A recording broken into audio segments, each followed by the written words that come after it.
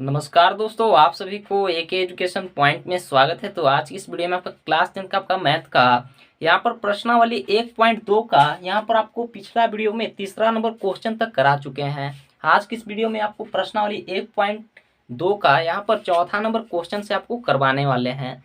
तो वीडियो को स्टार्ट करने से पहले एक छोटा सा रिक्वेस्ट करना चाहते हैं, अगर हमारे चैनल पर पहली बार आए हैं तो इस चैनल को सब्सक्राइब जरूर करें और वीडियो अच्छा लगे तो वीडियो को लाइक और अपने दोस्तों के पास शेयर जरूर करें। आइए आज की क्लास को करते हैं शुरू। यहाँ पर प्रश्नावली 1.2 का आपका चौथा नंबर जो क्वेश्चन है HCF 306 और 657 का दिया हुआ है 9 दिया है। LCM 306 और 657 ज्ञात कीजिए इसका। ठीक है, हमें LCM ज्ञात करना है। तो इसके लिए हम क्या करते थे, दो संख्याओं का गुणनफल जो आपका होता है उसी फॉर्मूला पर ही आपका बन जाएगा। ये आपका प्रश्नावली 1.2 का आपका चौथा नंबर प्रश्न है। और यहाँ पर दिया हुआ है क्या हमें, तो यहाँ पर हमें HCF दिया हुआ है। ठीक है, तो लिख लेते हैं यहाँ पर HCF कितना कितना का, यहाँ पर 306 और कितना का, तो 657 का कितना दिया हुआ है, तो इसका HCF 9 दिया है। और क्या ज्ञात करने के लिए बोल रहा है हमें, तो LCM ज्ञात करने के लिए यहाँ पर कर रहा है। LCM कितना कितना का, तो आपका 306 और 657 का इतना बराबर वाट। तो सबसे पहले जो ये हमें दिया हुआ है HCF इतना दिया हुआ है, LCM इतना दिया हुआ है, तो उसके लिए हमें सबसे पहले यहाँ पर सॉल्यूशन की ओर चले उससे पहले हमें यहाँ पर पहली संख्या और दूसरी संख्या पता होना चाहिए। तो पहली संख्या क्या मान लेंगे, तो पहली संख्या को इसको 306 जो आपका 6 है इसको A मान लेंगे और ये जो आपका 657 है इसको B मान लेंगे। ठीक है, ये आपका पहली संख्या हो गया 306, 657 आपका हो गया दूसरी संख्या B। अब सॉल्यूशन की ओर चले तो यहाँ पर लिखेंगे, ठीक है, दो संख्याओं का गुणनफल, क्योंकि दो संख्याओं का गुणनफल क्या होता है आपका, दो संख्याओं का गुणनफल A गुना B बराबर LCM गुना HCF। ठीक है, यही होता है आपका। पहली संख्या किसको माने, 306 को, और दूसरी संख्या 657 को। तो पहली संख्या A के जगह पर 306 को रखेंगे, तो यहाँ पर हो जाएगा आपका 306 गुना B के जगह पर आपका 657। ठीक है, बराबर, तो बराबर दे देंगे। LCM हमें ज्ञात करना है, LCM नहीं दिया हुआ है, तो LCM यहाँ पर लिख देंगे गुना HCF कितना दिया हुआ है, इतना इतना का, तो 9, तो यहाँ पर लिखेंगे 9। यहाँ तक आपको कोई भी दिक्कत नहीं होगा। वीडियो अच्छा लग रहा होगा तो वीडियो को लाइक और अपने दोस्तों के पास शेयर वीडियो को जरूर कर दें। यहाँ से देखिएगा 9 से आपका कटेगा कितना बार में, तो आपका 9 हो जाएगा 9 तिया 27, 3 बच जाएगा, 9 चौका 36, यानी कि यहाँ पर हो गया आपका 34 गुना 657 बराबर LCM। ठीक है, अब इसको गुना कर लीजिए। 657 में कितना से गुना करना है, तो 34 से, तो गुना कीजिए तो ये आपका होगा 7 चौके 28 की 8, हाथ में 2, 5 चौके 20 और 2 22 की 2, हाथ में 2, 6 चौके 24 और 2 26 हो जाएगा, 7 21 की 1, हाथ में 2, 5 15 2 17 की 7, हाथ में 1, 6 18 1 19, ये आपका हो गया 8, यहाँ पर हो गया आपका 3, 7 6 13, 9, यहाँ पर 9 2 11 12 की 2, हाथ में 1 और 1 हासिल 2 हो गया। ठीक है, कितना आ गया यहाँ पर LCM की बात करें तो यहाँ पर आपका आ गया 22, यानी कि 22,338 आपका आ गया क्या, 22,338 आपका आ गया आपका क्या, तो ये आपका LCM आ गया। ठीक है, तो ये हो गया इसका आंसर। आई होप कि आपको समझ में आया होगा। अगर नहीं समझ में आया होगा तो हमें कमेंट करके जरूर बताइएगा। तो आइए अगला नंबर क्वेश्चन की ओर। अगला जो यहाँ पर आपका 5 नंबर प्रश्न है कि जांच कीजिए कि क्या किसी प्राकृतिक संख्या n के लिए संख्या 6 के पावर n अंक 0 पर समाप्त हो सकती है। ठीक है, प्राकृतिक संख्या का यहाँ पर बात हो रहा है, तो आपको पीछे पढ़ा चुके हैं प्राकृतिक संख्या किसको कहते हैं, तो आपका गिनती की संख्या को, यानी कि आपका प्राकृतिक संख्या कितना से स्टार्ट होगा, तो आपका 1 से स्टार्ट होगा। ठीक है, तो यही कहता है आपका कि किसी प्राकृतिक संख्या n के लिए संख्या 6 के पावर n अंक 0 पर समाप्त हो सकती है। तो सॉल्यूशन की ओर चलेंगे तो यहाँ पर लिखेंगे सबसे पहले, यहाँ पर मान, तो यहाँ पर लिखे कि यदि 6 के पावर n इकाई अंक आपका 0 है तो उसका एक गुणनखंड आपका 5 होगा। कहने का मतलब क्या है, ध्यान से समझिएगा। 6 के पावर n का इकाई अंक 0 है तो उसका एक गुणनखंड 5 होगा।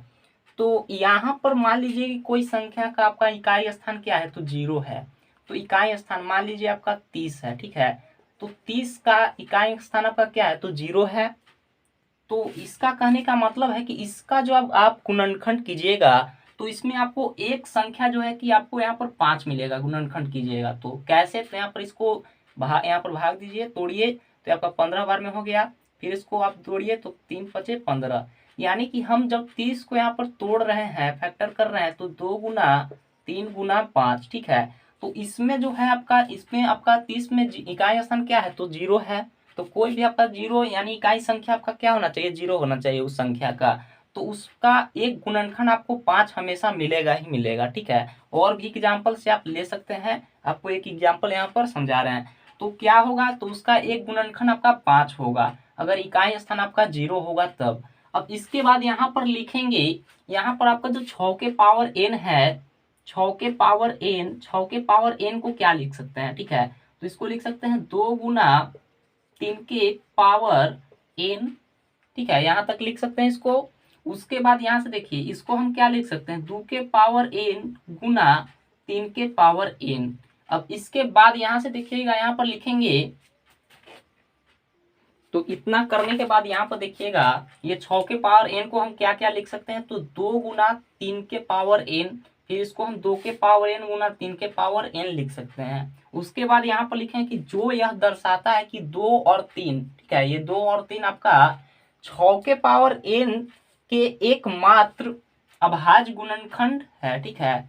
6 के पावर n का आपका ये एकमात्र क्या है, तो अभाज्य गुणनखंड है। इसको भी आप तोड़े हैं, 6 को तोड़िएगा तो क्या लिख सकते हैं, 6 को तोड़िएगा तो 2 3, इसका अभाज्य गुणनखंड क्या मिलेगा, 2 और 3 मिलेगा।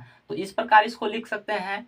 तो यहाँ पर लास्ट में लिखें कि जो यह दर्शाता है कि 2 और 3 जो है कि 6 के पावर n का एकमात्र आपका अभाज्य गुणनखंड है। अब यहाँ पर लिख दें, इसलिए 6 के पावर n का इकाई अंक तो इस रूप में आपका रहेगा, यानी कि इकाई स्थान क्या होना चाहिए, उसका 0 होना चाहिए, तो ही वो संख्या आपका क्या होगा, तो उसका एक मात्र आपका, यानी कि उसमें आपको एक गुणनखंड जो है कि 5 मिलेगा अगर इकाई स्थान आपका 0 रहेगा तो यही आपका क्वेश्चन था, ये आपको सिद्ध करना था, तो यहाँ पर सिद्ध करके आपको बताएं। आइए अगला प्रश्न की ओर। आगे जो यहाँ पर आपका प्रश्न है, यहाँ पर 6 नंबर कहता है, यहाँ पर क्वेश्चन आपका कि व्याख्या कीजिए कि 7 गुना 11 गुना 13 प्लस 13 और 7 गुना 6 गुना 5 गुना 4 गुना 3 गुना 2 गुना 1 प्लस 5 भाज्य संख्याएं है, क्यों क्यों है, ठीक है, यही हमें सिद्ध करना है। तो भाज्य संख्या जो है, हम आपको पीछे पढ़ा रहे थे तो बताए थे कि भाज्य संख्या किसको कहते हैं। तो भाज्य संख्या और अभाज्य संख्या आपको पीछे जो है कि बता चुके हैं। भाज्य संख्या किसको कहते हैं, जिसका आपका 2 से अधिक गुणनखंड मिलेगा, ठीक है। तो हमें ये जो 2 को दिया हुआ है यहाँ पर 7 गुना, यहाँ पर इस प्रकार से, तो इसकी सहायता से हम सिद्ध करेंगे कि आपका क्या है, तो ये भाज्य संख्या है और क्यों है। तो इसका 2 से आपका अधिक गुणनखंड जब आएगा तो ये आपका क्या होगा, तो भाज्य संख्या होगा। तो यहाँ पर सिद्ध करेंगे। तो सबसे पहले यहाँ पर क्वेश्चन को लिख लेते हैं, जो यहाँ पर हमें 2 चीज दिया हुआ है। सबसे पहले व्याख्या कीजिए कि सॉल्यूशन की ओर चलें। यहाँ पर 2 को जो यहाँ पर दिया हुआ है, लिख लेते हैं इसको। संख्या 7 गुना 11 गुना 13 प्लस 13 और एक क्या दिया हुआ है, 7 गुना 6 गुना 5 गुना 4 गुना 3 गुना 2 गुना 1 प्लस 5, ठीक है। अब इसकी सहायता से हम सिद्ध करेंगे कि भाज्य संख्या है और क्यों है। तो यहाँ पर भाज्य संख्या किसको कहते हैं, जिसका आपका 2 से अधिक गुणनखंड मिलता है। तो यहाँ पर देखिएगा, सॉल्यूशन की ओर चलें तो यहाँ से देखिएगा, ये जो आपका है 7 गुना 11 गुना 13 प्लस 13, ये आपका 13 और प्लस 13 जो है, इसमें से हम अगर 13 को कॉमन लेते हैं तो देखिए क्या मिलता है। तो इसमें से हम 13 को कॉमन ले लेते हैं यहाँ पर।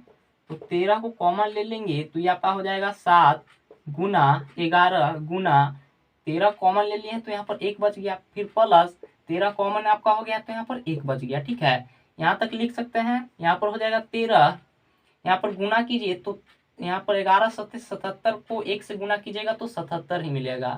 फिर प्लस आपका क्या बच गया, तो 1 बच गया। 13 गुना 77, एक आपका क्या हो गया, 78 हो गया। अब इसको गुना कर लीजिए, 78 में 13 से गुना कर लीजिए। 8 तिहाई 24 की 4, हाथ में 2 सत्ते 21 और 2 23, ये आपका 8 हो गया, ये आपका 7 हो गया। 4 8 3 11, 7 2 9 1 10, यानी कि हमें क्या मिल गया, तो 1014 मिल गया। और ये 1014 जो है आपका क्या है, तो एक भाज्य संख्या है, ठीक है, अभाज्य संख्या नहीं है। इसका आपका 2 से अधिक गुणनखंड मिलेगा कीजिएगा तो, ठीक है। तो यहाँ पर एक तो यहाँ पर सिद्ध हो गया।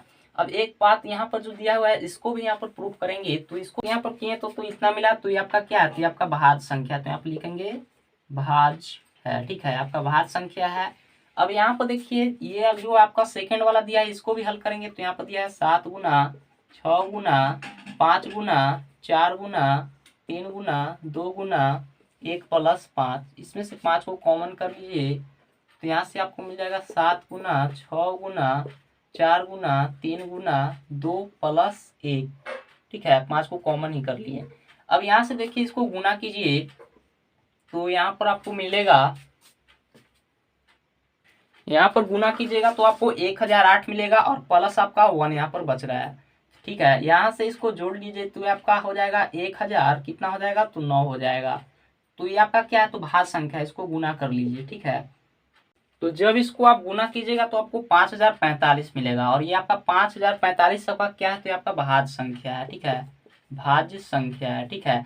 तो यहाँ पर हमें सिद्ध क्या करना था, ठीक है, सिद्ध हमें करना था कि भाज्य संख्या है, और भाज्य संख्या क्यों है, तो यहाँ पर लिखेंगे आपका जो है यहाँ पर इतना, इसको हल किए तो इतना मिला 1014, और इसको हल किए तो आपको 5045 मिला, और ये आपका दोनों क्या है, तो भाज्य संख्या है। और भाज्य संख्या क्या होता है कि भाज्य संख्या आपका 2 से, भाज्य संख्या में क्या होता है कि आपका 2 से आपका उसका अधिक गुणनखंड मिलता है, उसी को भाज्य संख्या कहते हैं। तो इसमें लास्ट में लिखेंगे, यहाँ पर लास्ट में लिख दिए कि दोनों संख्याएं क्या है, तो आपका दोनों संख्या में 2 से आपका अधिक गुणनखंड है, अधिक गुणनखंड शामिल है, अतः दोनों संख्याएं भाज्य है, ठीक है, आपका भाज्य है। दोनों को हल किए और क्यों है, तो ये आपका सिद्ध हो गया। तो लास्ट में आपको इतना ही लिख देना है कि आपका दोनों संख्या में क्या है, तो आपका दोनों संख्या भाज्य है। जो भाज्य है इसमें आपका 2 से अधिक गुणनखंड इसमें आपको मिल रहा है, तो ये आपका संख्या क्या है, तो भाज्य है। आई होप कि आपको समझ में आया होगा। आइए आपका अगला प्रश्न जो है आपका लास्ट नंबर, उसको भी आपको यहाँ पर करवाते हैं। वीडियो अच्छा लग रहा होगा तो वीडियो को लाइक और अपने दोस्तों के पास शेयर जरूर करें। आइए अगला आपको देखिएगा, आपका लास्ट नंबर प्रश्न है 7 नंबर। क्या कहता है क्वेश्चन, ध्यान से यहाँ पर सुनिएगा। किसी खेल के मैदान के चारों ओर एक वृत्ताकार पथ है, ठीक है। इस मैदान का एक चक्कर लगाने में सोनिया को 18 मिनट लगते हैं, जबकि इसी मैदान का चक्कर लगाने में रवि को 12 मिनट लगते हैं। मान लीजिए वे दोनों एक ही स्थान और एक ही समय पर चलना प्रारंभ करके एक ही दिशा में चलते हैं, कितने समय बाद वह पुनः प्रारंभ स्थान पर मिलेंगे। मान लीजिए यहाँ पर आपका कोई वृत्ताकार पथ है, ठीक है, क्या है, तो आपका वृत्ताकार यहाँ पर पथ है, वृत्ताकार पथ है। एक यहाँ पर है, यहाँ पर सोनिया और एक है रवि। यहाँ पर ये सोनिया है, ठीक है, इस स्थान से, इस पॉइंट से उसने चलना शुरू किया, ठीक है, दौड़ना यहाँ पर इस यानी कि वृत्ताकार पथ का चक्कर लगाना शुरू किया, ठीक है, शुरू की। और दूसरे जगह या इसी स्थान से रवि जो है, रवि भी इसी स्थान से क्या कर रहा है, तो यहाँ पर चक्कर लगाने के लिए प्रारंभ कर रहा है। तो यहाँ पर जो है, यहाँ पर क्या कहता है कि सोनिया को 18 मिनट लगता है, ठीक है, सोनिया को यहाँ पर चक्कर लगाने में कितना लगता है, तो 18 मिनट। सोनिया को कितना लगता है, तो 18 मिनट, ठीक है। और वहीं बात करें रवि को, तो रवि को कितना समय लगता है एक यहाँ पर चक्कर लगाने में, तो 12 मिनट लगता है, ठीक है, 12 मिनट। अब यहाँ से देखिएगा, यहाँ से देखिएगा क्या कहता है क्वेश्चन कि यहाँ पर प्रारंभ करके एक ही दिशा में चलते हैं, कितने समय बाद वह पुनः प्रारंभिक स्थान पर मिलेंगे। तो यहाँ पर लिखेंगे, सॉल्यूशन की ओर चलें, तो यहाँ पर कितना कितना यहाँ पर है, तो यहाँ पर एक सोनिया है और एक आपका रवि है। तो यहाँ पर लिखेंगे, यहाँ पर सॉल्यूशन की ओर चले तो यहाँ पर कुछ भी नहीं किया, यहाँ पर लिख दें इन दोनों का टाइम, ठीक है, जो दिया हुआ था। तो यहाँ पर लिखेंगे कि सोनिया को समय लगता है 18 मिनट और रवि को लगता है 12 मिनट। अब ये दोनों का क्या कीजिए, आप यहाँ पर एलसीएम को ज्ञात कर दीजिए अभाज्य गुणनखंड विधि के द्वारा। तो इनका जो है कि यहाँ पर मिल जाएगा कि किस स्थान पर ये दोनों फिर से मिलेंगे। ठीक है, तो यहाँ पर लिखेंगे ये इसका किसका किसका, तो 18 और 12 का आप क्या कीजिए, तो भाज्य गुणनखंड विधि के द्वारा यहाँ पर इसका एलसीएम को ज्ञात कर लीजिए। तो यहाँ पर 18 को तोड़िएगा तो क्या मिलेगा आपको, 2 गुना 3 गुना 3, 3 तिया 9 दूना के 18। 12 को तोड़िएगा तो यहाँ पर 2 गुना 3 मिलेगा, 2 गुना के 4 तिया 12। अब यहाँ पर देखिएगा इसका एलसीएम ज्ञात करना है, तो आपका 2 के पावर 1 हो गया, और यहाँ पर 3 आपका 2 गो है तो यहाँ पर हो जाएगा 3 के पावर 2। यहाँ पर 2 आपका कितना है, तो 2 गो है तो 2 के पावर 2 हो जाएगा, गुना 3 आपका 1 है तो 3 के पावर 1। हमें सिर्फ एलसीएम को ज्ञात करना है, एचसीएफ को नहीं। तो कितना कितना का, 18 और 12 का। ठीक है, तो ध्यान से देखिएगा एलसीएम में क्या करते हैं, आपका जितना भी अधिकतम पावर वाला रहता है उसी को एलसीएम लिखते हैं। तो इसमें आपका यहाँ पर 2 है, 2 है, यहाँ पर 2 पावर है, यहाँ पर 3 है, यहाँ पर भी 3 है, यहाँ पर 2 पावर है, यहाँ पर 1 पावर है। तो इस दोनों को उठा लेंगे यहाँ पर, तो ये दोनों को लिखेंगे 2 के पावर 2 गुने 3 के पावर 2। 2 का स्क्वायर आपका हो जाएगा 4, स्क्वायर आपका कितना हो जाएगा, 9 हो जाएगा। ठीक है, अब यहाँ से देखिएगा आपका 9 चौका कितना हो जाएगा, 36 हो जाएगा। यानी कि यहाँ पर लास्ट में लिखेंगे, यहाँ पर लास्ट में लिख देंगे 36 मिनट बाद जो है कि वे दोनों प्रारंभिक स्थान पर मिलेंगे। क्वेश्चन हमसे यही कह रहा था, तो इसका एलसीएम सिर्फ निकालना था, तो ये आपका आ गया आंसर। आई होप कि आपको समझ में आया होगा। तो वीडियो आपको कैसा लगा हमें कमेंट करके जरूर बताएं, और वीडियो अच्छा लगा होगा तो वीडियो को लाइक और अपने दोस्तों के पास शेयर जरूर कर दें, और चैनल पर पहली बार आए होंगे तो इस चैनल को सब्सक्राइब भी कर लीजिएगा। मिलते हैं आपको नेक्स्ट वीडियो में, तब तक के लिए धन्यवाद।